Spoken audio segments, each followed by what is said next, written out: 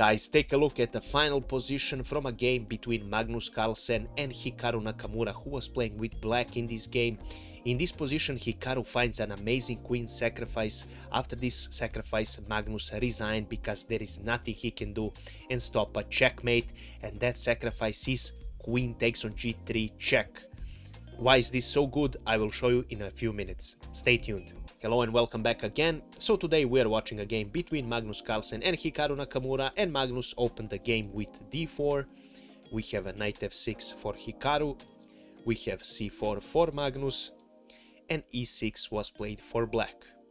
Game continued with knight f3. All of these are book moves. We have b6 for Hikaru, and we have g3 for Magnus Carlsen. So this is Queen's Indian defense, fianchetto variation of course, because two bishops are going to fianchetto. We have bishop b7 for black, bishop g2 for white, and now we have bishop b4 here played for Hikaru Nakamura. We have bishop d2 for white, we have an exchange of bishops, and after queen picks up on d2, Hikaru puts his king to safety, he castles. We have a knight c3 for white, continuing the development. Knight e4 was played for Hikaru. Queen d3 for now. Magnus doesn't want to pick up this knight and now pressures this knight two times, forcing Hikaru to trade knights. Firstly, Magnus doesn't pick this knight and he plays a really brilliant move, which is knight g5. So right now you have to be careful because there is a checkmate threat on h7. Hikaru finds another great move. He plays knight e4. He blocks this attack and this diagonal of the white queen. So we have knight picking up on e4. Magnus regained his piece, of course, and we have knight c6 here played for Hikaru. Game continued with castle for Magnus, and now Hikaru starts an attack and he plays f5, opening these lines on f6, getting ready to put his rooks on g6 or on h6, and also attacks this knight. So Magnus now has to find a better square for this knight. Magnus of course retreats to c3, and Hikaru now continues with f4. Hikaru wants to open this g file as soon as possible, and that is the reason why this move is played. We have queen d2 played by Magnus. Magnus of course doesn't want to pick up this pawn because this would be really dangerous because of these rooks invading. Computer sees this as an inaccuracy and actually recommend playing a3 here as the best move, so some deep calculation by the computer. After queen d2 for Magnus, game continued with queen f6 for Hikaru Nakamura, putting the queen on an even better square, protecting this pawn and also attacking this pawn here.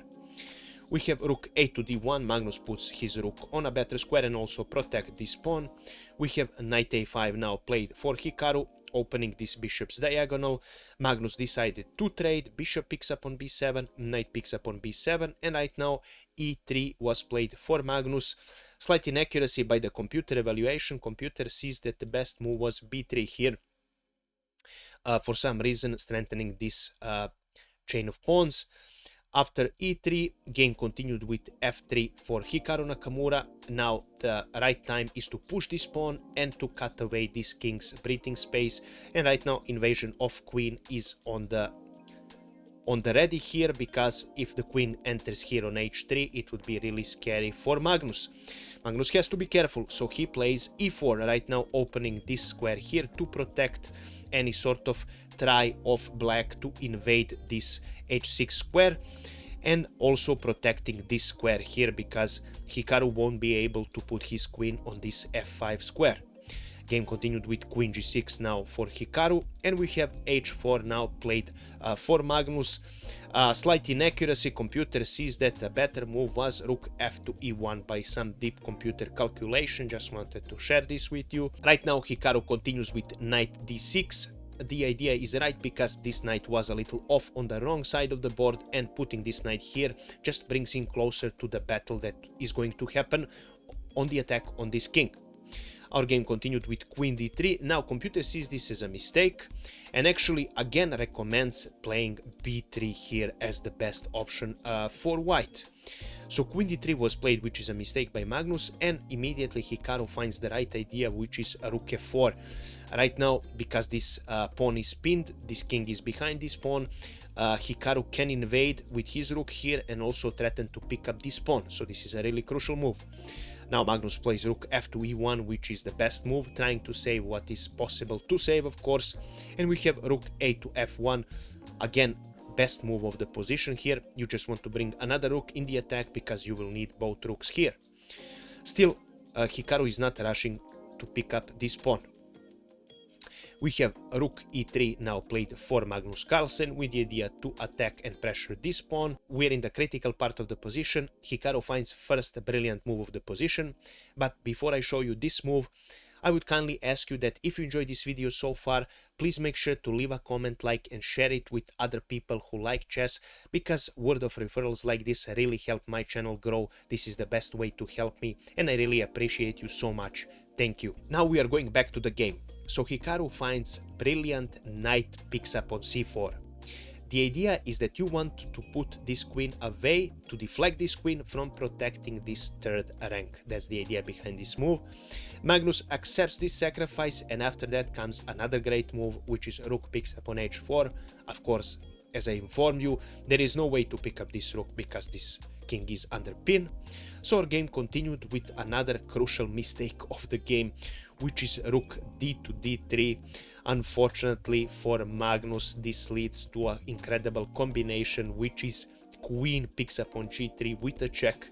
Here Magnus resigned because there is simply nothing he can do and stop a checkmate. Of course, I will show you now what would happen.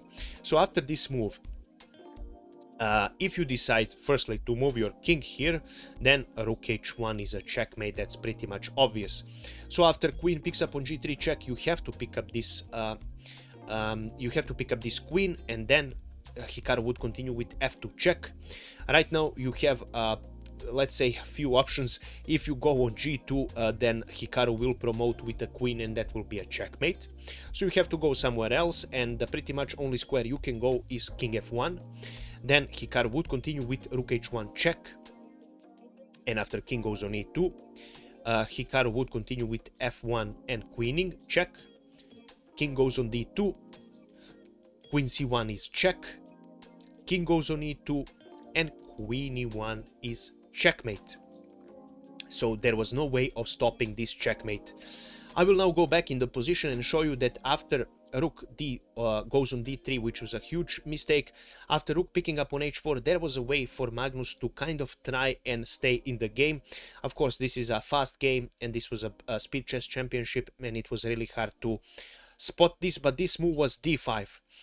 And with this move, the game would continue as follows. So firstly, Hikaru would continue with queen g4 with the idea to invade, of course. After this move, the best move for Magnus would be to return his queen and try and protect this h3 square. After this move, Hikaru would continue with rook h3 with the later idea to put this queen on h5 and then give this deadly check here on h1. The best continuation here for Magnus is to actually sacrifice your rook for this pawn.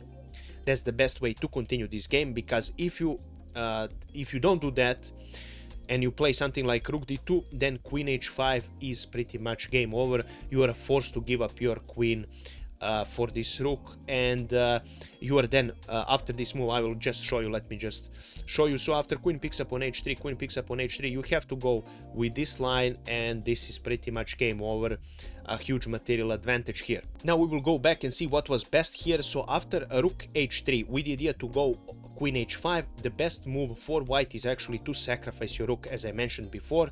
The game would then continue with rook picking up on f3, d picks up on e6, rook h picks up on g3 with a check, f picks up on g3, rook picks up on g3 with a check, king f2, rook f3 check, king e2, of course Magnus's queen would fall, rook picks up on f1, king picks up on f1, and d picks up on e6. And this is almost full 3 points and 31 advantage for black in this position. Black is simply winning here. This is just a way to save yourself from the checkmate. As you saw, you have three pawns in advantage, and you also have one piece if we consider that white has a rook and knight. So this is again a clearly won endgame for black. Hikaru is also a really good endgame player, and there is no way that Magnus could save this. Simply there is not enough resources to do any sort of tricks, even though you are a Magnus Carlsen. And this is how this game ended, and this is all I have prepared for you today. As always, if you enjoyed this video, please make sure to leave a comment, like, and share it with someone who likes chess, because this really helps my channel grow. Also, if you have some questions about the position, about the analysis, have I missed something, please leave it in the comments below, because I always read your comments and I'm always looking forward to your replies. And if you wish, you can also donate to the channel. This is completely optional. I will leave the link in the description of this video. You can also become a channel member if you wish to support me. Another way to do so, not obligatory, of course. And yeah, that's it.